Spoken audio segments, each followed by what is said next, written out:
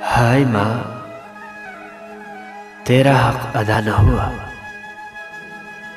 Doctor نے پوچھا، G B be کیا مسئلہ ہے؟ وہ بولی، بیٹا بھوکا رہ جاتا ہے، دودھ نہیں اترتا، یہ لو پرچی، انجیکشن لکھ کے دیا ہے، لگواتی رہنا۔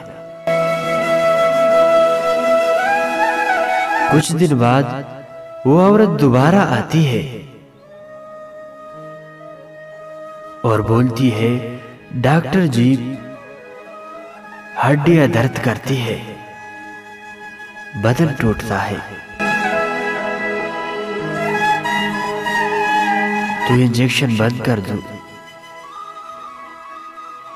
بی بی نے کہا، نہیں، بیٹا بھوکا رہ جائے گا، کہہ کر چل دیتی ہے۔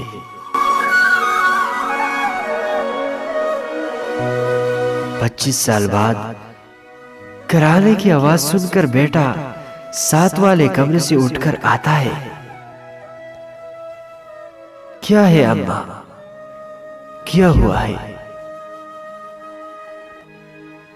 اماں بولتی ہے، بیٹا ہڈیاں درد کر رہی ہے، بدن ٹوٹ رہا ہے۔ بیٹا کہتا ہے، اماں پھر کچھ الٹا پلٹا کھا پی لیا ہوگا، نہ خود سوتی ہو نہ ہمیں سونے دیتی ہو، ہے افسوس، ہے افسوس، ماں تیرا حق ادا نہ ہوا۔